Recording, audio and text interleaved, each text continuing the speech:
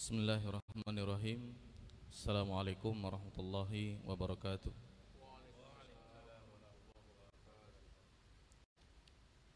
Innal hamdalillah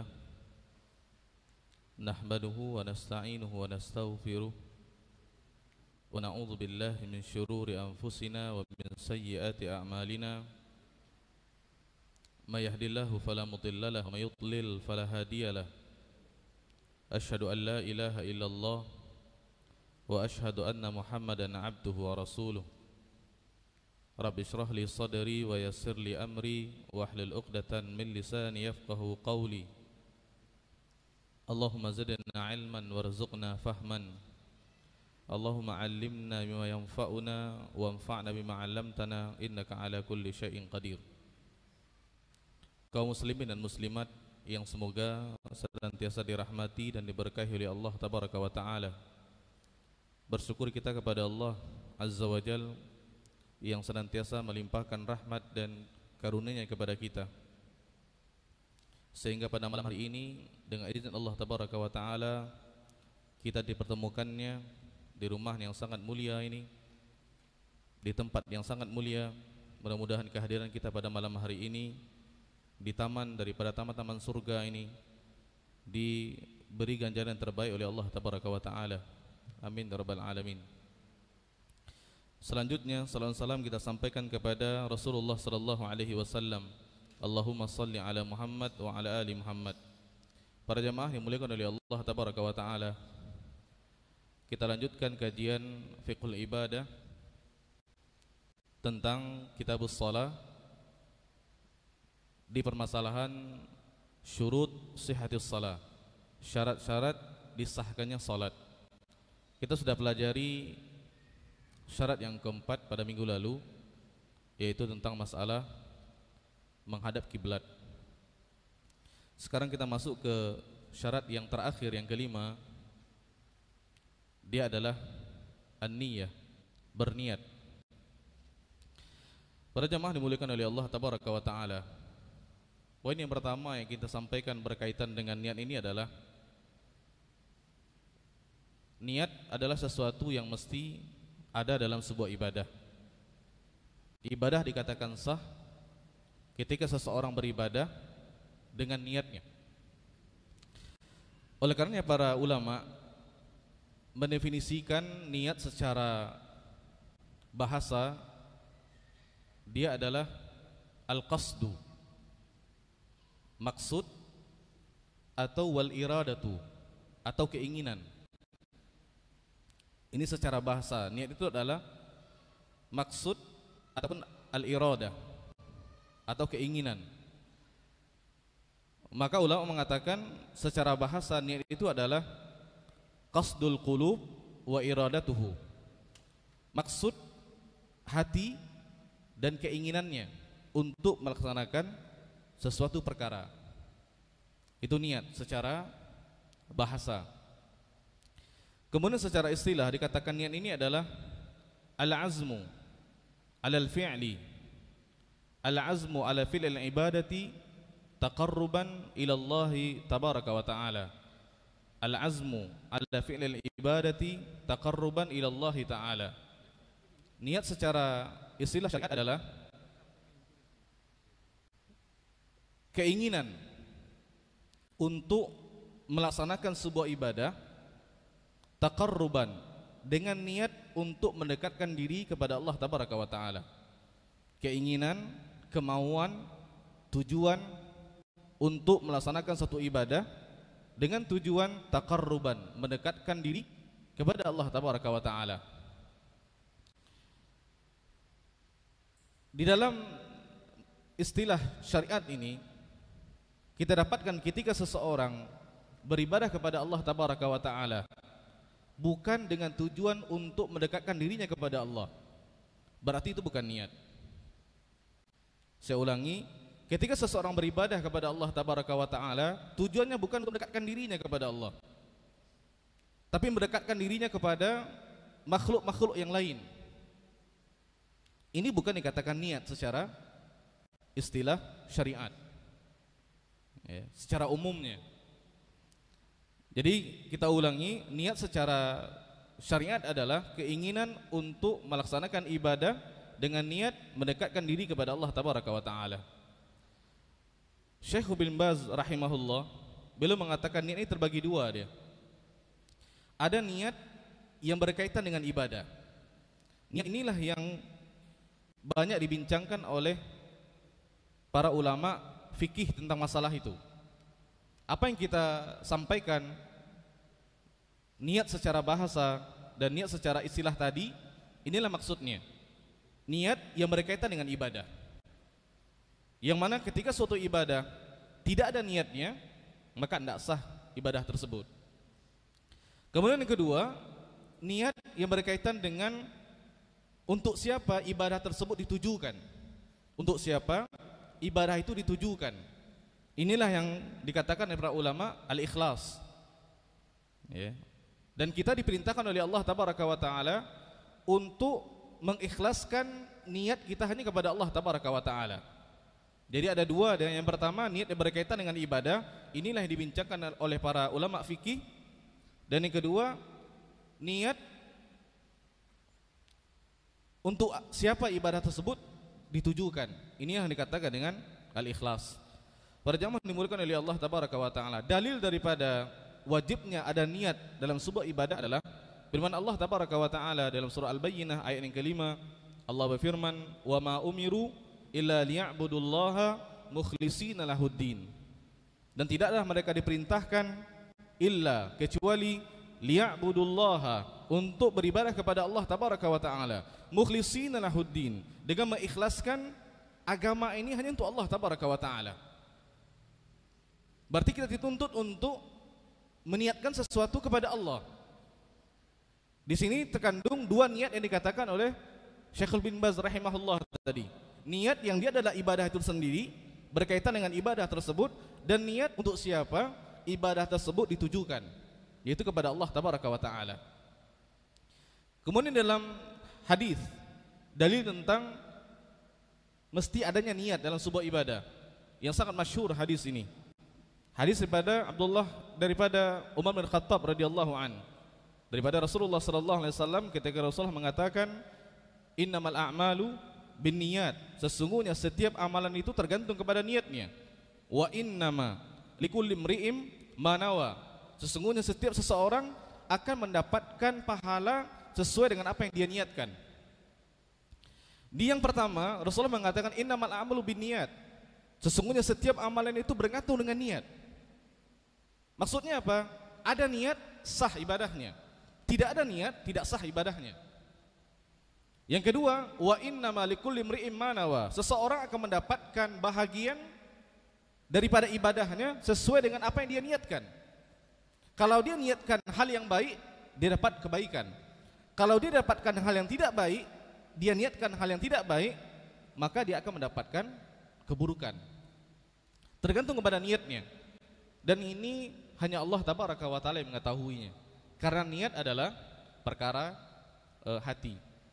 Para jamaah dimuliakan oleh Allah Tabaraka wa Ta'ala, ulama sepakat mengatakan bahwasanya tempat niat ini adalah hati.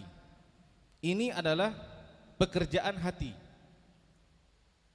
yang dikatakan amalun batin, bukan termasuk daripada amalan-amalan yang zahir, yang tampak. Nah, satu permasalahan yang sering kita temukan di masyarakat kita tentang masalah hukum melafazkan niat. Karena dia bersentuhan dengan hal ini, maka ini perlu kita sampaikan para jemaah. Berkembang di masyarakat kita sejak dahulu sampai sekarang tentang lafaz-lafaz di dalam ibadah, yang mana lafaz-lafaz ini diajarkan oleh guru-guru kita dahulunya, bahkan sampai sekarang diajarkan kepada anak-anak kita di madrasah-madrasah, di MDA. Sekarang kita ingin tahu apa hukumnya melafazkan niat ini. Setelah kita katakan tadi bahwasanya ulama sepakat mengatakan niat itu tempatnya di hati. Nah, ketika seseorang melafazkan niat, berarti secara makna sudah bertentangan dengan makna secara syariat. Dia adalah keinginan. Berarti ketika seseorang melafazkan niat, mengeraskan suaranya ketika berniat, apakah mengeraskan atau dengan suara yang lirih, berarti ini bertentangan dengan apa yang telah dikatakan oleh para ulama. Dan ini saya katakan para jamaah dimuliakan oleh Allah tabaraka wa taala, disepakati oleh seluruh para ulama. Sampai al-a'immah arba'ah daripada Abu Hanifah, kemudian Imam Malik, kemudian Imam Syafi'i, Imam Ahmad ikut kepada tahunnya, sepakat mengatakan niat tempatnya di hati dan tidak perlu dilafazkan. Nah sekarang timbul pertanyaan, dari mana munculnya lafaz-lafaz niat yang selama ini kita hafal dan kita dengar, dan ini sangat masyhur di kalangan masyarakat kita.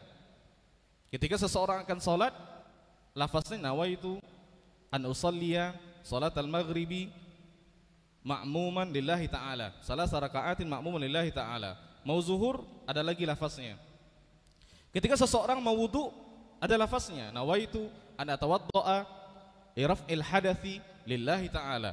Ketika seseorang akan zakat ada niatnya. Ketika seseorang akan haji ada niatnya. Ketika seseorang akan mandi wajib ada niatnya. Dari mana munculnya para jemaah? Para jemaah dimuliakan oleh Allah tabaraka wa taala, asalnya muncul permasalahan lafaz-lafaz niat ini adalah daripada sebuah kesalahpahaman daripada seorang pengikut daripada Imam Syafi'i. Di dalam ilmu fikih, kalau kita katakan Asy-Syafi'iyah, berarti dia adalah ulama pengikut Imam Syafi'i. Tapi kalau kita katakan Asy-Syafi'i, dia Imam Syafi'i itu sendiri, Muhammad bin Idris Asy-Syafi'i. Maka kalau kita katakan ulama ini adalah Asy-Syafi'iyah, berarti pemahamannya pemahaman Imam Syafi'i. Boleh jadi 100% sama, boleh jadi berbeda dia. Ya. Jadi saya katakan awal munculnya lafaz-lafaz yang berkembang di masyarakat adalah daripada kesalahpahaman seorang ulama daripada kalangan Asy-Syafi'iyah ketika dia mencoba memahami perkataan Imam Syafi'i. Dan ini saya rasa hal yang lumrah para jemaah. Ketika seseorang memahami sebuah perkataan orang lain, dia bisa jadi betul, bisa jadi salah dia. Namanya adalah Abu Abdullah Az-Zubairi Asy-Syafi'iyah. Jadi Imam Syafi'i ini dia mengatakan di dalam sebuah kitabnya, dikatakan dalam kitab Al-Um, silakan dirujuk ke dalam kitab Al-Um yang merupakan acuan mazhab dalam mazhab Imam Syafi'i karena beliau sendiri yang mengarang bukunya. Imam Syafi'i mengatakan dalam kitab itu, idza nawa hajjan wa umratan ajza'a wa illam yatalaffaz. Ketika seseorang berniat haji dan umrah sah walaupun tidak dilafazkan. Walaisa kas-shalah, dan dia tidak seperti salat. Haji itu tidak seperti salat. La tasihhu illa bin nutqi, tidak sah salat kecuali dengan melafazkan, dengan ungkapan. Dengan ungkapan, ya. Ya akan kita perhatikan di kalimat yang terakhir ketika Imam Asy-Syafi'i Muhammad bin Idris Imam Asy-Syafi'i rahimahullah mengatakan walaisa kas-shalah, salat itu tidak seperti ibadah haji. Jelas perbedaannya. La tasihhu, tidak sah salat kecuali dengan ungkapan, dengan melafazkan, ya. Nuts ini adalah mengungkapkan atau melafazkan. Kalimat nuts ini kalau kita lihat dalam kamus bahasa Arab. Nah, Az-Zubairi ini mengatakan maksud daripada bin nuts adalah talaffuz bin niyah. Maksud perkataan Imam Syafi'i dengan bin nuts adalah melafazkan niat. Jadi beliau memahami tidak sah salat kecuali dengan melafazkan niat. Karena an-nuts di sini maksud oleh beliau adalah talaffuz bin niyah, melafazkan niat. Nah, ini sudah diterangkan oleh Imam An-Nawawi. Jadi para jamaah kalau kita lihat para imam mazhab ini, mereka memiliki seorang murid yang dijadikan acuan di dalam mazhabnya. Karena kita orang Indonesia adalah bermazhab Asy-Syafi'i, maka acuan daripada pandangan-pandangan fikih Imam Syafi'i adalah Al-Imam An-Nawawi yang menjadi acuannya. Maksud saya, kalau seandainya ada terjadi perbedaan di antara para ulama-ulama Asy-Syafi'iyah, maka yang menjadi acuan adalah perkataan Imam An-Nawawi dalam kitab Al-Majmu' Syarhul Muhadzab, masyhur kitabnya ini. Nah, ketika terjadi sedikit perselisihan, Abdullah Az-Zubairi mengatakan Asy-Syafi'iyah nut di situ adalah melafazkan niat. Sedangkan Imam An-Nawawi yang menjadi acuan untuk mazhab Imam Syafi'i, beliau mengatakan di dalam Al-Majmu' rahimahullah, qala ashabuna, berkata sahabat-sahabat kami, ghalatu hadzal qail, salah orang yang mengatakan ini. Maksud beliau adalah Abdullah Az-Zubair ini, ulama Syafi'iyah ini. Ini termasuk daripada adabnya seorang ulama kepada sahabatnya, para jemaah. Dia tidak menyebutkan namanya.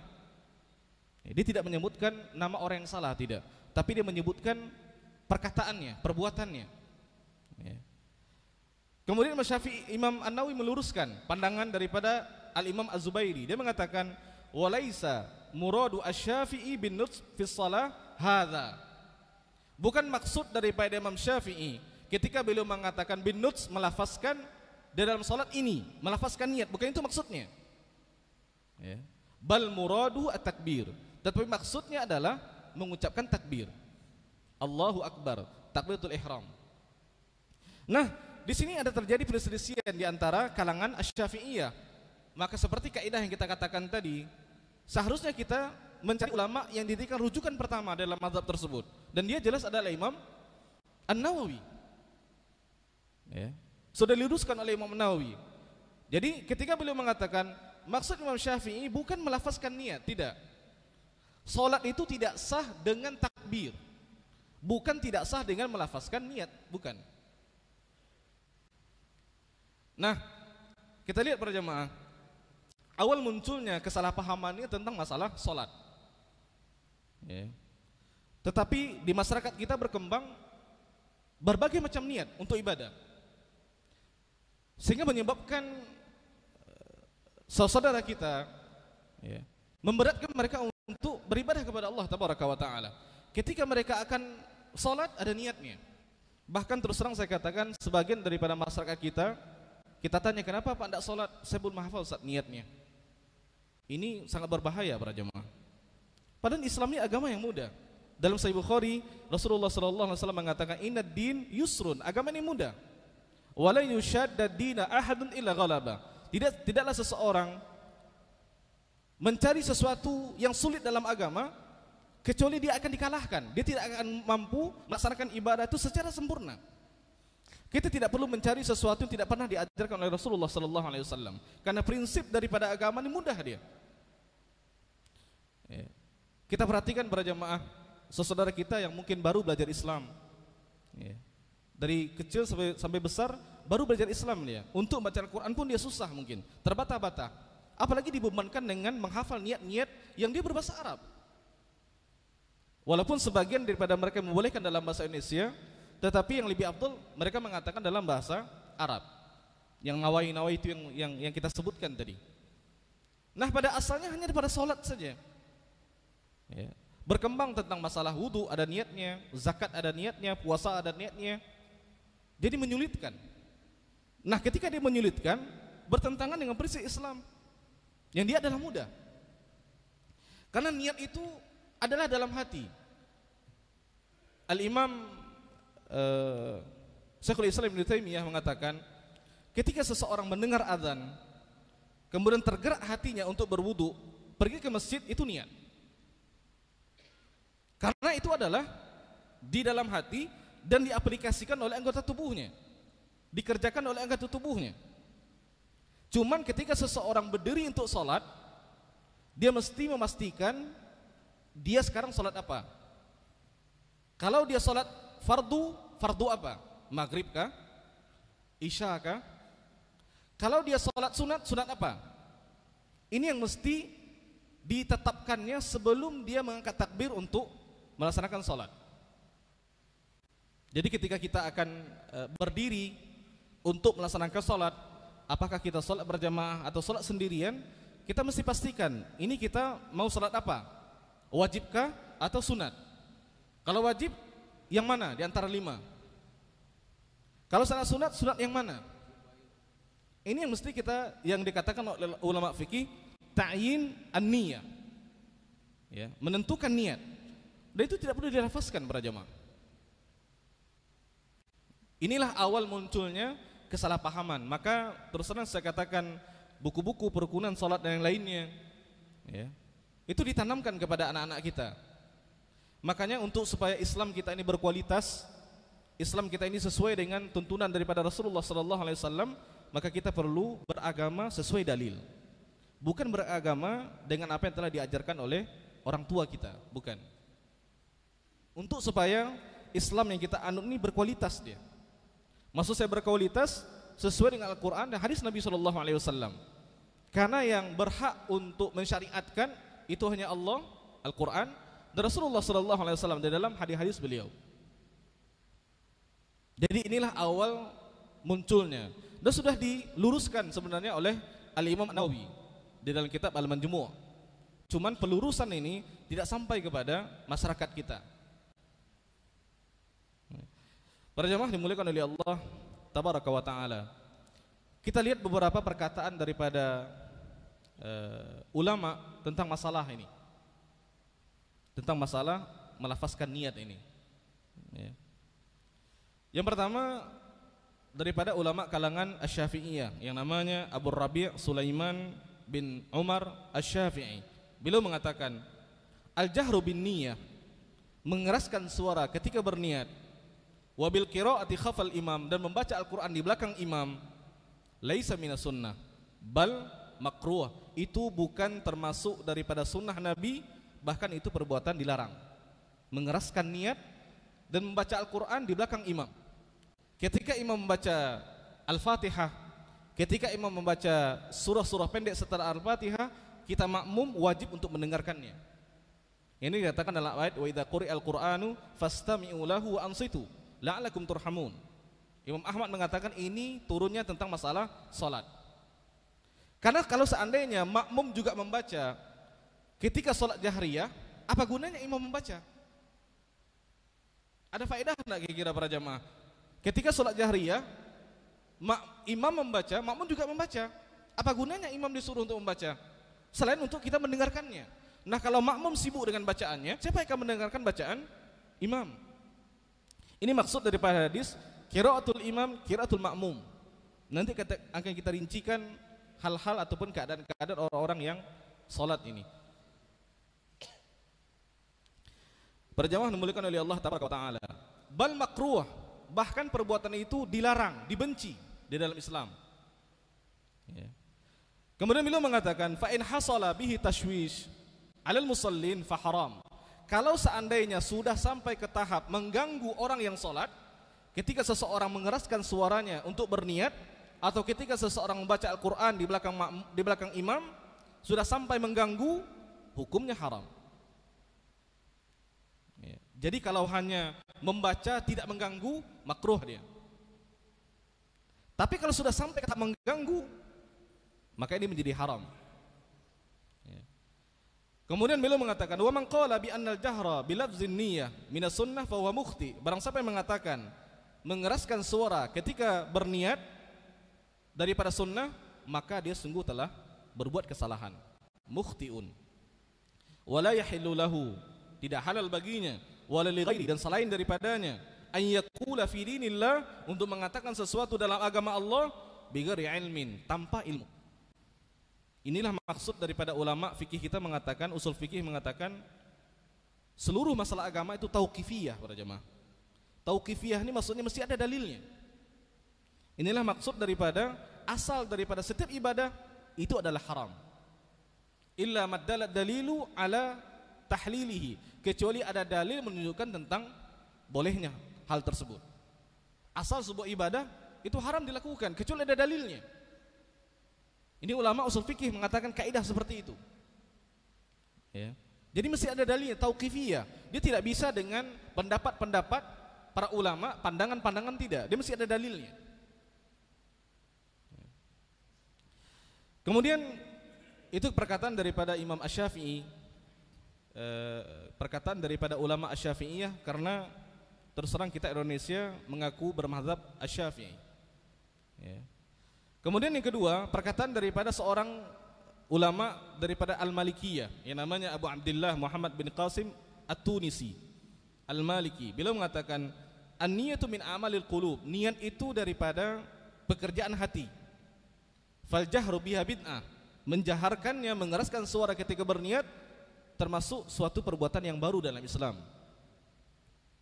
Ma'a ma fi dzalika min tashwis 'alan nas. Ditambah dengan ketika seseorang menjaharkan, mengeraskan suaranya ketika berniat, itu mengganggu kepada orang lain. Dan ini betul-betul terjadi para jemaah. Karena ketika seseorang melafazkan niatnya, dia tidak akan berhenti daripada melafazkannya kecuali dia sudah yakin dia berniat yang benar. Kadang-kadang kita merasa kasihan melihat sebagian daripada saudara kita terlalu membebankan kepada sesuatu yang tidak dibebankan kepadanya. Karena ini adalah perbuatan hati, bukan melafazkannya. Kadang berulang-ulang. Kalau dengan suara lirih dia tidak yakin, dia akan buat dengan suara yang lebih tinggi daripada itu. Ya. Ini yang namanya waswas syaitan. Sebenarnya ketika seseorang membuat sesuatu, melakukan sesuatu, dia pasti dengan niat para jamaah. Pasti dengan niat. Tanpa dia sadari pasti dengan niat. Tidak mungkin seseorang melakukan sesuatu tanpa niat, itu mustahil. Ini dikatakan oleh para ulama, ketika seseorang dibebankan untuk melakukan suatu amalan tanpa niat, ini pembebanan yang tidak masuk akal. Taklif la yutaq. Ya, suatu pembebanan yang tidak masuk akal. Tidak mungkin ketika seseorang melakukan sesuatu tanpa ada niatnya. Ketika seseorang melakukan sesuatu mesti dimulai dengan niat. Karena apa yang kita lakukan dengan anggota tubuh kita yang zahir ini, itu merupakan dimulai dengan hati. Maka dikatakan hati ini merupakan raja daripada anggota tubuh kita. Tanpa kita sadari para jemaah. Ya, sebenarnya sudah ada niat itu. Cuman seperti yang kita katakan, ketika kita akan berdiri untuk sholat khususnya, karena di kitabus shalah kita mesti ta'yinun niyah. Kita mau sholat apa sekarang? Ini salah satu fungsi-fungsi daripada niat. Selain dia membedakan di antara ibadah yang wajib dengan sunat, dia juga membedakan di antara kebiasaan dengan ibadah. Ada seseorang ketika dia mandi wajib, itu kebiasaannya. Ada seseorang meniatkan karena untuk mendekatkan diri kepada Allah, berbeda dia. Ya, ini salah satu daripada fungsi niat ini. Ya. Para jemaah dimuliakan oleh Allah Tabaraka wa Ta'ala. Kita terpaksa memilih perkataan-perkataan yang terbaik untuk meringkasnya. Suatu ketika Imam Ahmad ditanya oleh Abu Daud. Ya. Abu Daud mengatakan kepada Imam Ahmad, dia bertanya, yaqulul musalli qabla takbiru syai'an, apakah seorang yang salat mengatakan sesuatu sebelum dia takbir? Ya. Maka Imam Ahmad mengatakan la, tidak. Seseorang tidak seharusnya, tidak sepantasnya mengatakan sesuatu sebelum takbir. Maksudnya apa para jamaah? Tidak ada melafazkan niat. Karena sholat itu dimulai dengan takbir. Maka yang takbir yang pertama itu dinamakan dengan takbiratul ihram. Ketika seseorang sudah takbiratul ihram, tidak boleh lagi dia melakukan suatu perbuatan yang dibolehkan sebelumnya. Namanya ihram, diharamkan. Sebelum seseorang sholat, mengangkat takbir, dia boleh makan, boleh minum, boleh berbicara, silakan. Tapi ketika dia sudah Allahu Akbar, ini dinamakan takbiratul ihram, tidak boleh lagi dia makan, tidak boleh lagi dia minum dan lain-lainnya. Karena kalau dia melakukan itu, tidak sah salatnya. Itu maksud daripada takbiratul ihram, takbir yang mengharamkan perbuatan yang dibolehkan sebelumnya. Setelahnya diharamkan. Ya. Para jamaah dimuliakan oleh Allah Tabaraka wa Ta'ala. Al-Imam Ibnul Jauzi dalam kitab Talbisu Iblis, beliau mengatakan, ketika seseorang melafazkan niat ini dan dia terbawa dengan arus seperti itu. Maksud arus ini, sebelum dia yakin untuk melafazkannya, dia tidak akan berhenti. Ini termasuk daripada was-was syaitan yang masuk ke dalam dirinya. Ya, ini termasuk daripada talbis syaitan kepada dirinya. Sehingga kadang-kadang ketika seseorang sibuk dengan niatnya, melafazkan niat, dia melupakan sesuatu yang wajib, yaitu mengikuti imam. Ya. Ini adalah hal yang wajib untuk dia lakukan ketika dia salat berjamaah. Karena imam itu dijadikan liyutamma bihi, untuk diikuti. Ini yang dikatakan oleh Ibnul Jauzi. Kemudian salah seorang daripada imam daripada mazhab Al-Hanafi, sudah kita sampaikan mazhab daripada Al-Imam Syafi'i, perkataan ulama daripada mazhab Imam Maliki, kita sampaikan juga perkataan Imam Ahmad. Sekarang daripada mazhab Al-Hanafi, Abu Hanifah, yaitu Ibnu Abil Izz. Beliau mengatakan, "Walam yakul ahadun minal a'immatil arba'ah la Syafi'i wala ghairuhu bi ishtirati talaffuz bin niyyah." Tidak pernah salah seorang daripada ulama mazhab yang 4 ini, yaitu Abu Hanifah dan Imam Malik, kemudian Imam Syafi'i, Imam Ahmad, mengatakan tentang disyaratkannya untuk melafazkan niat ketika akan melaksanakan sebuah ibadah. La Syafi'i wala ghairuhu, tidak juga Imam Syafi'i. Ya, karena kenapa beliau mengatakan seperti itu? Karena awal terjadinya kesalahpahaman ini pada kalangan ulama Asy-Syafi'iyah. Ya. Wa innaman niyyatu mahallu wal qalbu bittifaqihim. Sesungguhnya tempat niat itu adalah hati, bittifaqihim. Kesepakatan mereka seperti itu. Illa anna ba'dal mutaakhirin, kecuali sebagian daripada ulama-ulama sekarang, aujabat talaffuz bin niyyah. Mereka mewajibkan untuk melafazkan niat. Wa kharraja wajhan fi madzhab Syafi'i, dan mereka salah di dalam menafsirkan sebuah pendapat daripada kalangan mazhab Asy-Syafi'i yang kita katakan tadi. Ya. Qala An-Nawawi, Imam Nawawi mengatakan, kenapa beliau mengatakan Imam Nawawi? Tadi saya katakan karena Imam Nawawi ini adalah ulama yang menjadi acuan di dalam mazhab Asy-Syafi'i. Rahimahullah wa huwa ghalat. Pandangan itu salah. Pandangan yang mengatakan bahwasanya melafazkan niat sebuah pendapat daripada Imam Syafi'i itu salah. Ya, ini sudah diterangkan dan sudah diputuskan oleh Imam Nawawi. Intaha kalamu rahimahullah. Selesai perkataan daripada Imam An-Nawawi. Jadi kalau seandainya semua para ulama mengatakan seperti itu, siapa yang mesti kita ikuti para jemaah? Dan kalau seandainya kita lihat di buku-buku yang ada di masyarakat kita, tidak satu hadis pun yang dicantumkan di situ tentang masalah niat tersebut. Ketika saya pernah dulu belajar di Islamic University di Madinah, karena saya di kuliah syariah kita belajar fikih ini, saya bertanya kepada seorang dosen ketika itu, indana, ya, di kita, maksud saya di Indonesia, kita biasa sebelum melaksanakan sholat, saya katakan, natalaffaz bin niyyah, kita melafazkan niat. Kemudian saya tanya, ma hukmu hadza talaffuz, apa hukum melafazkan niat ini?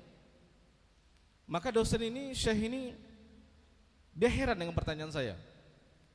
Dia tanya, ma huwal lafz, apa lafaz yang sering engkau sebutkan, yang engkau katakan itu adalah kebiasaan di tempatmu? Saya katakan, naqul qabla an nusalli, kita katakan sebelum salat, usalli fadl maghribi salas raka'atin ma'muman lillahi ta'ala. Dia heran. Dia bilang kepada saya, min aini hadhil kalimah? Dari mana kalimat ini? Ma sami'tu, saya tidak pernah mendengarnya. Dia tidak pernah mendengar kalimat itu karena kalimat itu dibuat oleh orang Indonesia. Ya. Bukan dibuat oleh orang Arab, walaupun dia bahasa Arab. Dan dia ada perbedaannya para jemaah. Ya. Ketika seseorang membuat tulisan di dalam bahasa Arab dan dia orang Arab, kalimatnya akan kuat sesuai dengan kaidahnya. Ketika seseorang yang bukan orang Arab, dia membuat kalimat dalam bahasa Arab, nampak celah-celah kesalahannya. Maka dia katakan, min aina hadzal lafaz? Dari mana lafaz ini? Heran dia. Ya. Semenjak kecil dia belum pernah mendengarnya. Setelah itu baru dia terangkan asal muasal daripada kalimat tersebut, yang dampaknya sudah kemana-mana para jemaah, sehingga memberatkan sebagian masyarakat kita untuk beribadah kepada Allah Tabaraka wa Ta'ala, sesuatu yang sangat-sangat disayangkan. Mereka luput daripada hal-hal yang lebih utama karena hal-hal yang tidak pernah dibebankan kepada mereka. Ya. Para jemaah dimuliakan oleh Allah Tabaraka wa Ta'ala, kalau kita lihat daripada hadis Rasulullah sallallahu alaihi wasallam, ya, tentang masalah ini, semuanya sesuai dengan apa dikatakan oleh para ulama ini. Makanya para jemaah yang dimuliakan oleh Allah Tabaraka wa Ta'ala, kenapa kita mesti menuntut ilmu daripada ulama ini? Karena ilmu ini dia besar. Ya. Maka ilmu ini perlu dikelompok-kelompokkan untuk kita mudah untuk memahaminya.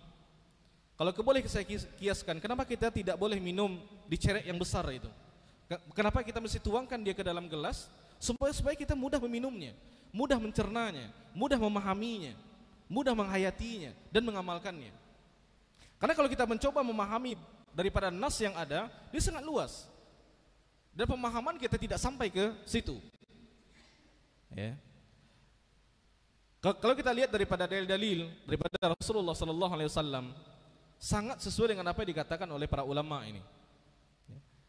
Dalil yang pertama daripada tentang tidak bolehnya melafazkan niat, tidak ada dasarnya dalam agama kita, daripada Aisyah radhiyallahu anha. Dia mengatakan, karena Rasulullah sallallahu alaihi wasallam adalah Rasulullah sallallahu alaihi wasallam yastaftihus shalah bitakbir. Adalah Rasulullah sallallahu alaihi wasallam memulai salat dengan takbir. Artinya sebelum takbir tidak ada satu kalimat pun yang dikatakan oleh Rasulullah sallallahu alaihi wasallam. Dan tak mungkin para jamaah, para sahabat yang berada di belakang Rasulullah tidak mendengarnya. Kibaru sahabat daripada Abu Bakar Siddiq, Umar bin Khattab, Utsman bin Affan, Ali bin Abi Thalib, sahabat yang lainnya, tidak mungkin mereka tidak mendengar sesuatu apapun. Ketika mereka tidak menukilkannya, dipastikan tidak ada Rasulullah mengatakan satu lafaz pun. Ini Aisyah radhiyallahu anha, istrinya yang bersama Rasulullah sallallahu alaihi wasallam 24 jam. Ketika Rasulullah salat fardu ataupun sunat, tidak pernah melafazkan sesuatu apapun sebelum takbir. Berarti kalimat yang dilafazkan oleh Rasulullah adalah takbir, Allahu Akbar. Ya, karena yastaftihus shalah, memulai salatnya, membuka salatnya dengan takbir. Kemudian hadis yang kedua, ini hadis di dalam Sahih Muslim dari yang Aisyah tadi. Hadis yang kedua daripada Abu Hurairah, ketika Rasulullah sallallahu alaihi wasallam berkata kepada orang yang tidak baik salatnya, al-musi salatuhu, indama qala lahu, ada seorang laki-laki dia salat kemudian tidak sesuai salatnya dengan apa yang telah diajarkan Rasulullah, dia mengatakan irji' fasalli, irji' fasalli 3 kali. Sampai yang ketiganya laki-laki ini mengatakan kepada Rasulullah, alimni ya Rasulullah, ajarkan kepadaku wahai Rasulullah sallallahu alaihi wasallam. Rasulullah mengajarkan kepadanya, idza qumta ila shalah, kalau saatnya kau berdiri untuk salat, fa asbighul wudu', maka sempurnakanlah wudu'mu. Summa istaqbilil qiblah, menghadaplah ke arah kiblat, fakabbir, maka bertakbirlah. Summa qra' bima tayassara ma'aka minal Qur'an, kemudian bacalah apa-apa yang mudah bagimu daripada Quran. Jelas para jemaah, Rasulullah tidak menyuruh orang ini untuk niat terlebih dahulu. Mungkinkah Rasulullah sallallahu alaihi wasallam menyembunyikannya daripada orang ini? Tidak boleh. Takhirul bayan an waqtil hajah haram. Tidak boleh kita menunda-nunda sesuatu yang diperlukan oleh seseorang. Itu hal yang tidak diperbolehkan. Kalau kita tahu sampaikan, kalau tidak perlu kita sampaikan kepadanya. Dan Rasulullah termasuk daripada sifatnya adalah muballigh, beliau menyampaikan. Ya. Kemudian kenapa Rasulullah tidak menyentuh masalah niat? Karena dia masalah hati. Pasti ada pada orang tadi. Ini yang saya katakan tadi. Niat itu dia alami. Pasti ada kepada diri diri seseorang.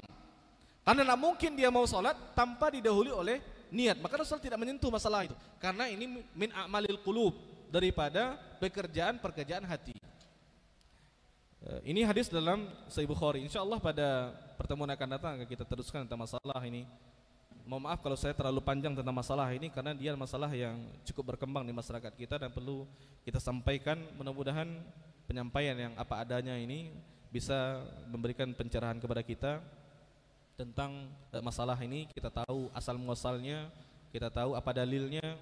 Karena terus terang saya katakan, kita beragama ini sesuai Al-Quran, hadis Nabi SAW, tidak dengan apa yang disampaikan oleh orang tua dan nenek moyang kita, supaya agama yang kita jalankan ini berkualitas sesuai dengan apa yang telah diajarkan oleh Rasulullah SAW. Kesekian apa yang saya sampaikan ini yang baik daripada Allah, tidak baik daripada diri saya sendiri.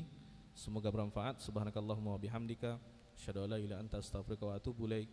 Wassalamualaikum warahmatullahi wabarakatuh.